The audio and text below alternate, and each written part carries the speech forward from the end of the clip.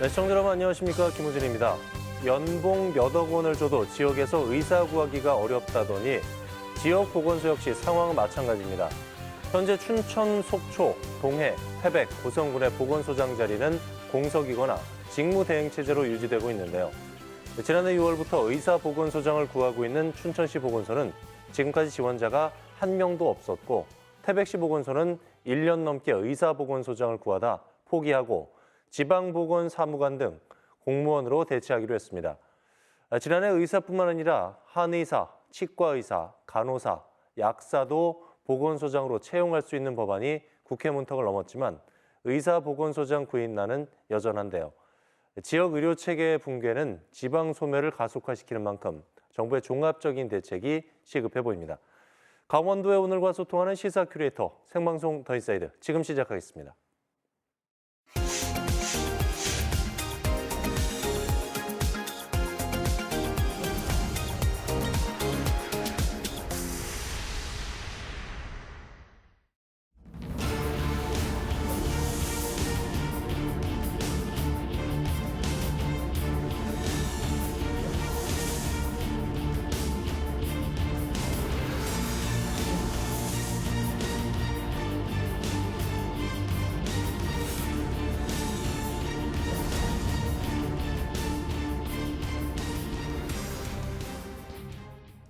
네, 생방송 더 인사이드 함께하고 계신 지금 시각 6시 45분 지나고 있습니다.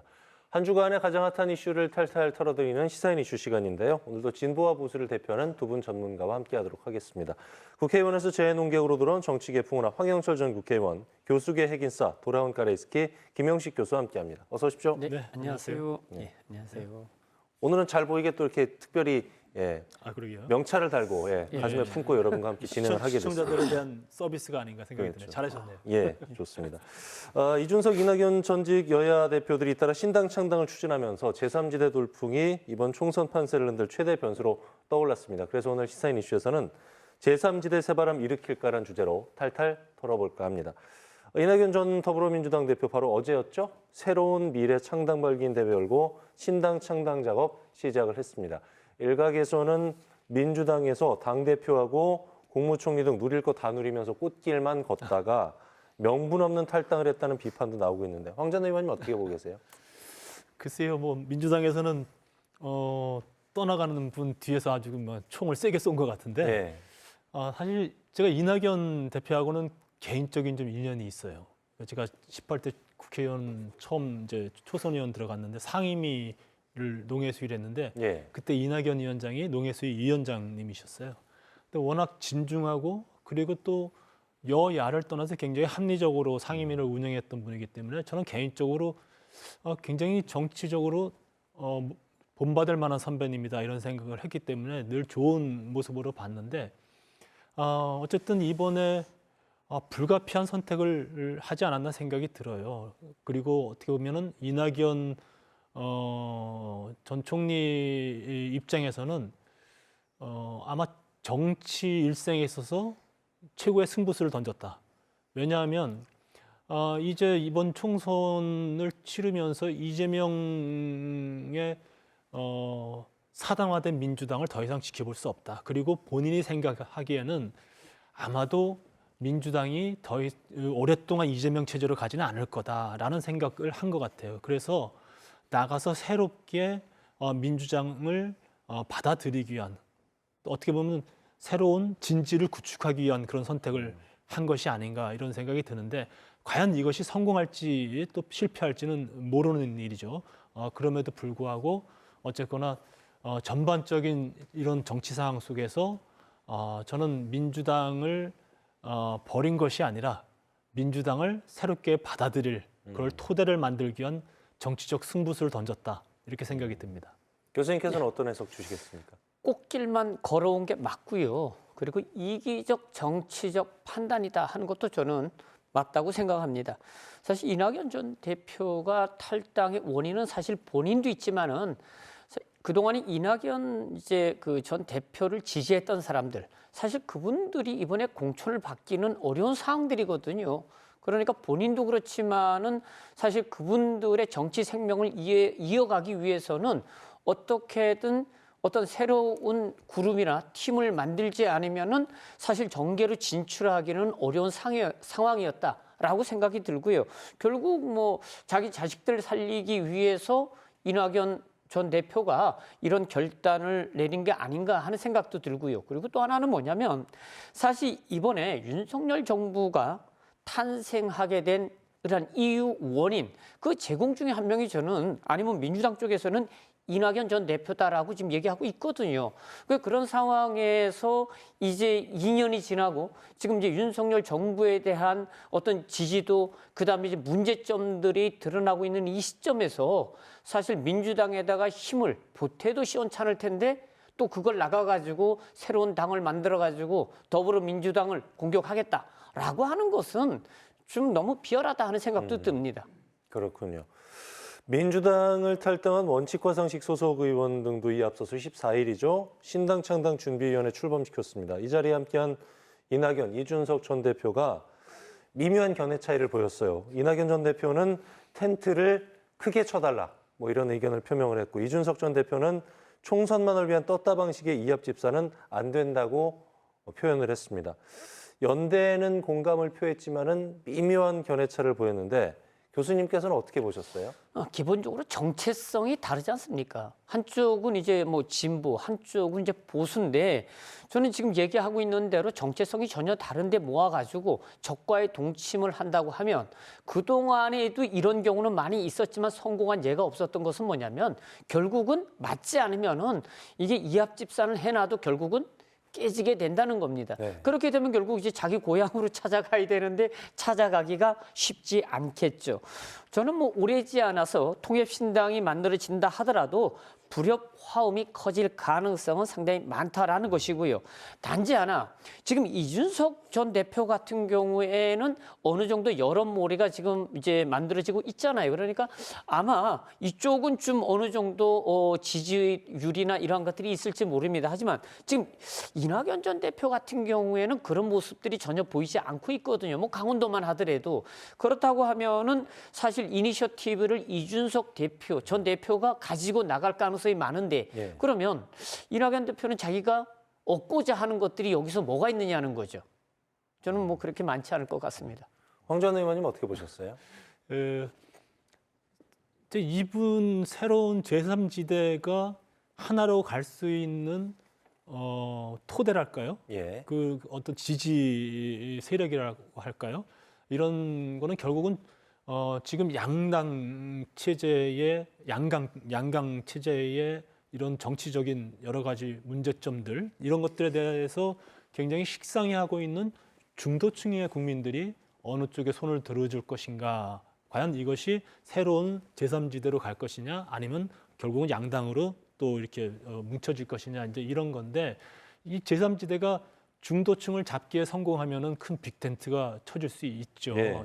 쳐질 수 있는데 어쨌거나 제가 보기에 지금 상황에서는 서로 어떤 모습의 당 체제 그리고 어느 정도의 국민적 지지도를 얻어낼 수 있을까에 대한 퀘스천 마크가 붙어 있어서 지금은 서로 눈치 보기 싸움이 있을 수밖에 없다 이런 생각이 들어요. 네. 그러다 보니까 당장 만약에 이것이 뭐 합당이라든지 또 하나의 당으로 뭉쳐지기에는 좀 시간이 필요할 것 같고요. 조금 더 국민들이 어떤 형태 어느 정도의 지지도를 보여줄 것인가를 살펴보면서 이 중에서 어느 쪽 세력이 좀 더 주도적인 입장을 가지고 갈 것이냐 이런 것들이 결정이 될 거라고 보여집니다.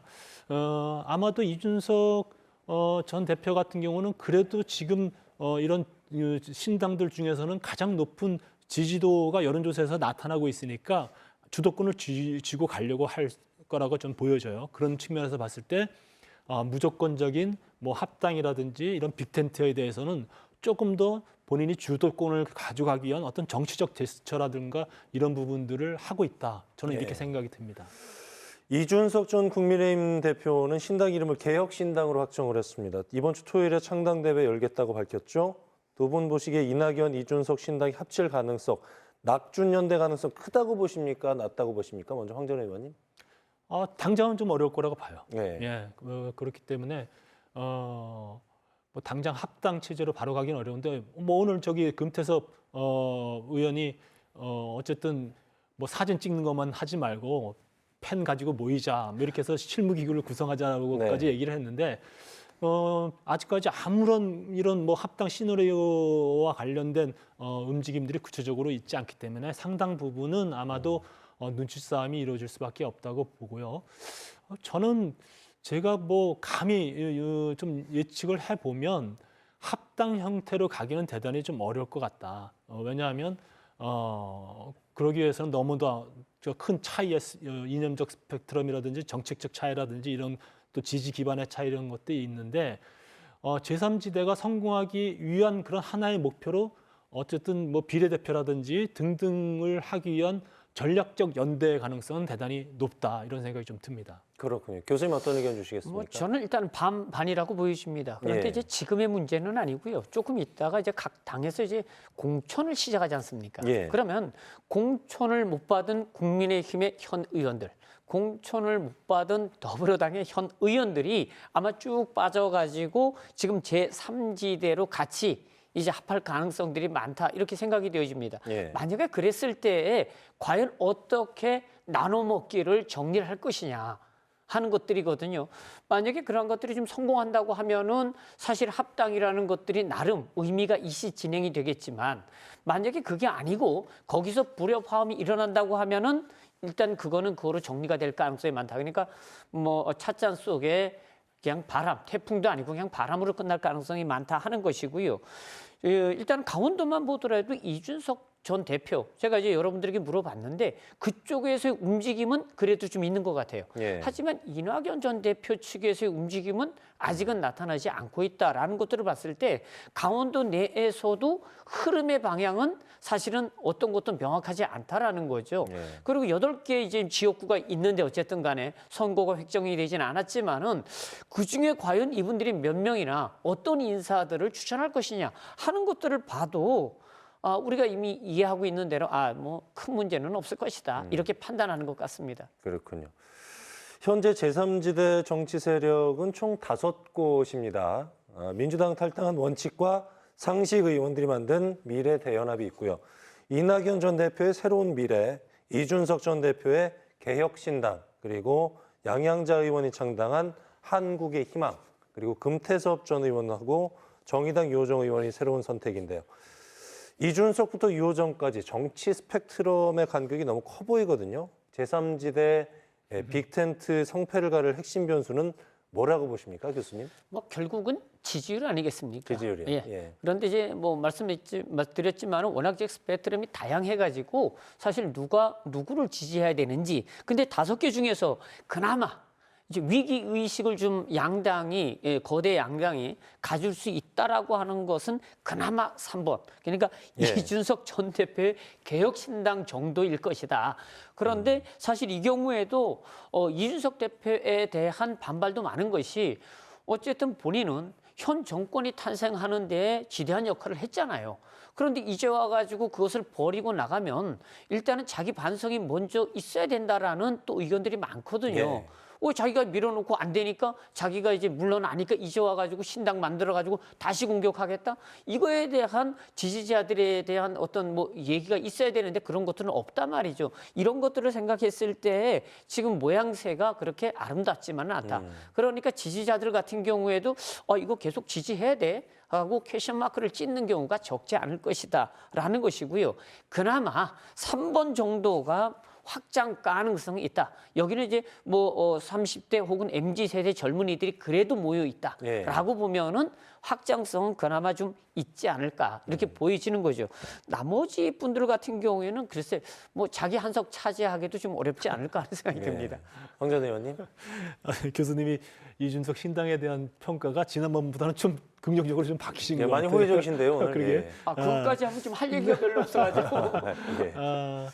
첫 번째는 일단 지지도 말씀하셨는데 이제 국민적 지지가 어떻게 형성이 될 것이냐 이제 예. 이게 중요한데 국민적 지지라는 것은 결국은 제3지대의 정치 세력이 필요한가 아닌가에 대한 국민적 판단이 있을 거예요. 선택이 예. 있을 겁니다. 이제 그것을 가져오느냐의 이제 문제인데 그러면 제3지대가 새로운 정치 개혁을 국민들에게 보여줘야 되고요. 그리고 극단화된 양강 정치에서 나오는 여러 가지 폐해들을 극복할 수 있는 그런 방안들을 국민들에게 제시를 해줘야 된다고 생각이 들어요.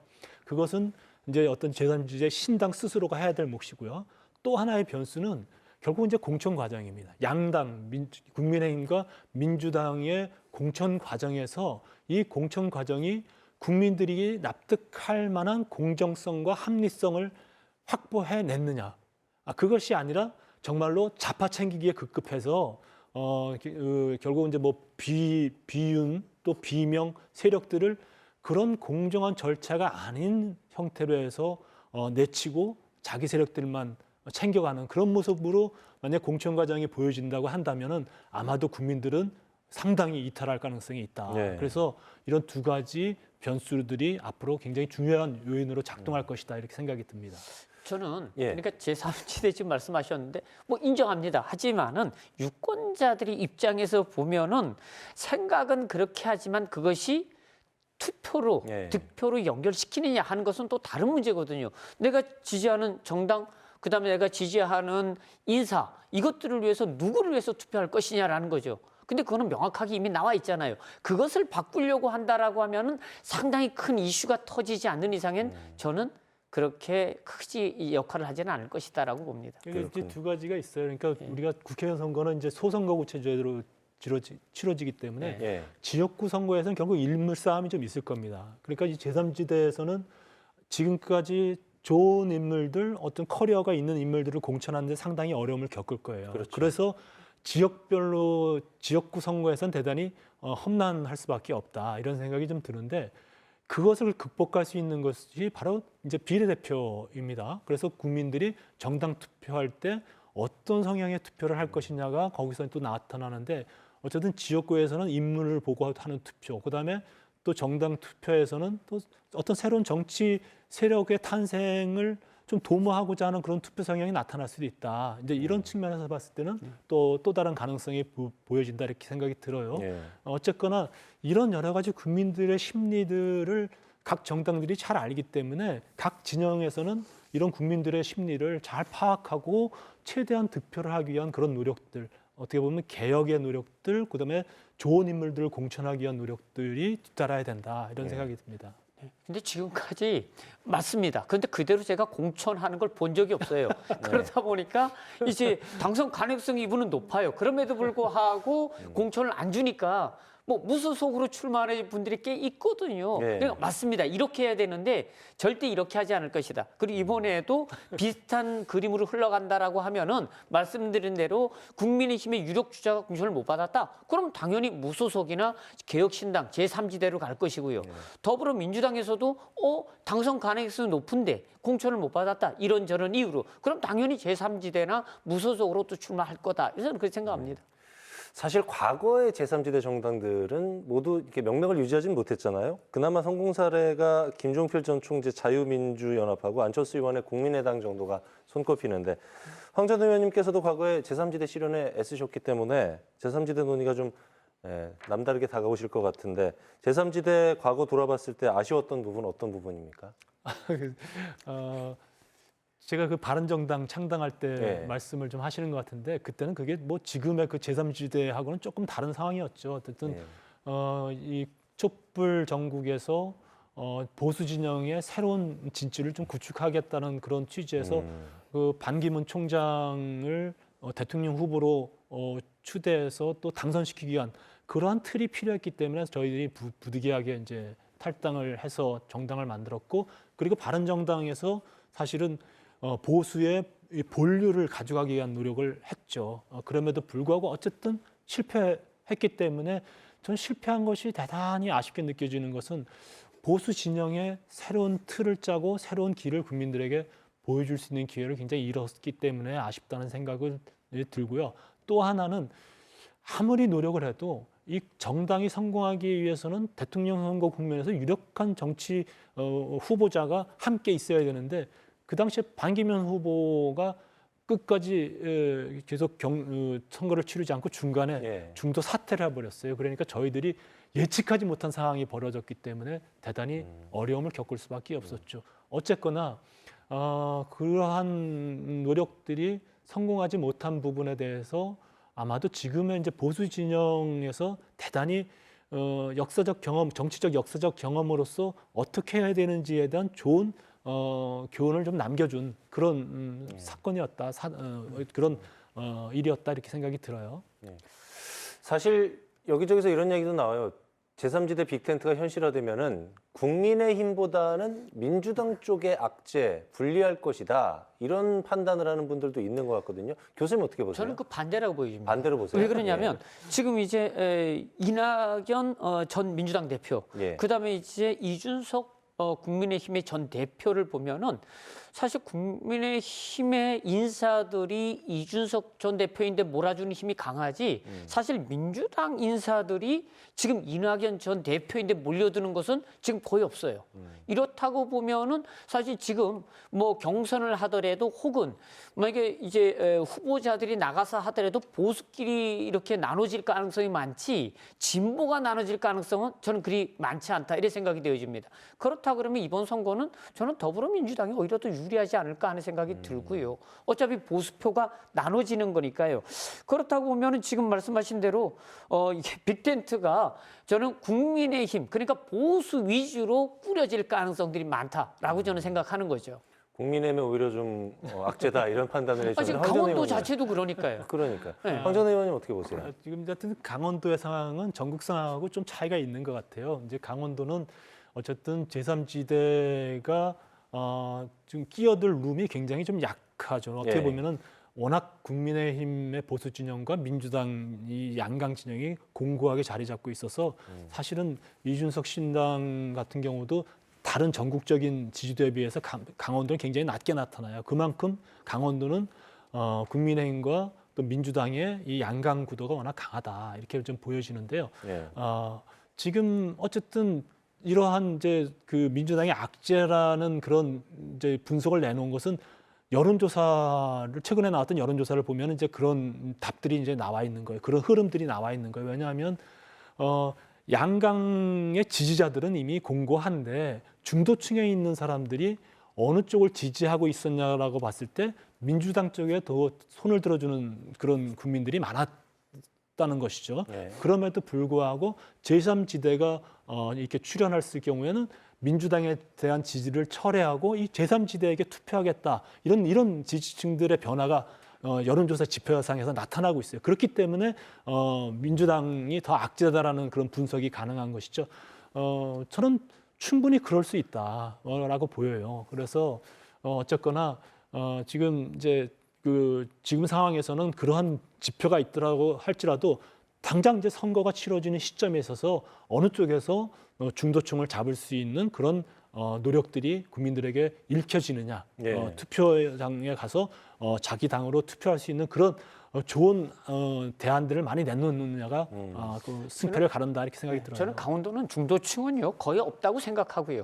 지금 네. 현재 8개 석 중에 지금 2개가 어쨌든 뭐 보궐선거가 있었지만은 더불어민주당이고 6개가 지금 국민의힘이잖아요. 예. 저는 다음 선거에서 더불어민주당이 최소한 3석 이상은 저는 가져갈 거로 예측을 합니다. 그건 왜 그러냐면 지금 똑같이 이준석 쪽에서 전 대표 쪽에서 누군가를 내세우거나 아니면 잘라먹기를 하게 되면은 민주당이 유리하지 국민의힘이 유리하지는 않을 거라는 거죠. 예. 지금은 이미 거의 다 세팅이 된 상태에서 중도층이 움직일 가능성이 있느냐? 저는 뭐 거의 없다고 보여지거든요. 이 네. 결과는 좀 지켜보시죠. 뭐 이제 어쨌든 예. 이제 전국적인 상황과 강원도 상황은 좀 틀려요. 그래서 강원도 같은 경우는 이제 제3지대 신당의 출현이 국민의힘과 민주당의 이런 양강 구도를 예. 좀 이렇게 좀 변화시키기에는 큰 어려움이 있을 것이다. 예. 큰 변수가 되지 않을 것이다. 이렇게 생각이 근데 들어요. 저는 꼭 그렇게 생각은 안 하는 게 수도권 같은 경우에는 이미 대충 결정이 났거잖아요. 그럼 경상도 지역도 대충 결정이 났지 않습니까? 전라도도 마찬가지고 다 이미 결정이 어느 정도 났는데 과연 이제 중도 세력들이 얼마나 역할을 하느냐는 건데 그 역할이 어느 정도 한다 하더라도 큰 물길을 거스를 수 있겠는가 하는 거죠. 예. 그걸 거슬러야 이제 새로운 정당이나 제3지대로서 쓸 수 있을 텐데 저는 그게 아니라는 거죠. 그렇군요. 예. 자, 보수 텃밭인 강원 지역에서 과연 제3지대가 바람을 일으킬지, 총선 판세에 영향을 미칠 수 있을지 이게 뭐 개인적으로도 참 궁금한 부분인데 황 전 의원님 어떻게 보세요?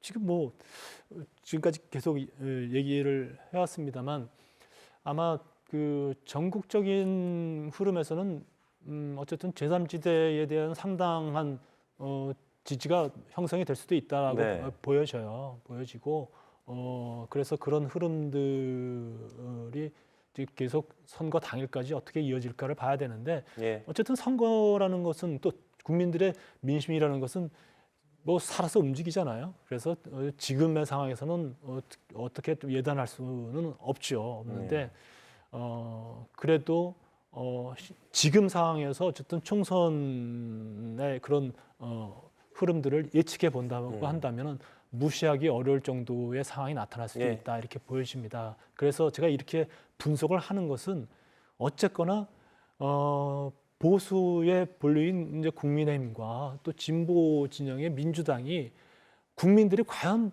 현재 이 양당에 대해서 어떤 문제 의식을 가지고 있느냐를 정확히 인식하고 예. 그것을 해소하기 위한 방향으로 가야 된다라는 것이죠. 그래서 이 두 당이 새로운 정치를 견인할 수 있는 그런 모습들을 보여줄 때 제3세력의 이런 파해는 낮아질 수밖에 없죠. 교수님 짧게 정리해 주실까요? 예, 영동, 영서는요, 선거 분위기가 확연히 다릅니다. 영동은 보수세가 강하고요. 그래서 아마 제3지대 바람은 없을 것이다. 영동 지역에서는 예. 최소한. 영서 지역은 그래도 젊은 사람들, 지식인들이 많잖아요. 그러다 보니까 새로운 변화를 요구하는 어떤 이런 흐름들이 있을 것이다라고 생각합니다. 그러니까 춘천, 원주 같은 경우에는 아마 그런 바람이 좀 있을 것이다라고 예. 예측할 수가 있는 거죠. 알겠습니다. 그래서 젊은이라든지 지식인의 문제로 얘기를 하면은 이건 굉장히 좀 오류가 났을 수도 있으니까 예. 예. 어쨌든 영동 지역 같은 경우는 굉장히 우리가 보수 성향들이 또 이게 TK 지역에서 또 이게 경상도 지역에서 올라오는 그런 예. 영남 맞습니다. 성향들이 상당히 예. 작동하고 있고요. 예. 그리고 어쨌든 영서 지역의 춘천과 원주라는 굉장히 스윙보터 지역이 있기 때문에 이 예. 스윙보터 지역에 과연 어떤 형태로 제3지대가 바람이 형성이 될지 이걸 좀 지켜봐야 될 것 같아요. 이슈보다 짧게 선정하겠습니다. 교수님 어떻게 선정하셨어요? 저는 오리무중입니다. 오리무중으로 예. 선택하셨고요. 그리고 황영철 전 의원님께서는 저는 뭐 말씀하신 대로 이게 미풍일까 태풍일까 미풍일까 태풍일까 이렇게 정리하겠습니다. 자, 김영식 교수, 황영철 전 의원과 얘기 나눠봤습니다. 오늘 말씀 여기까지 듣죠. 말씀 고맙습니다. 네, 감사합니다. 네, 오늘 오후에 철원과 화천에 대설주의보가 내려졌습니다. 내일 오후부터는 영동 지방에 눈 소식이 있고 주말부터 다음 주 초반까지 또다시 많은 눈이 이어진다고 하니까요. 빙판길, 미끄럼 사고와 교통안전에 유의하시기 바랍니다. 오늘 수사 여기까지입니다. 시청해주신 여러분 고맙습니다.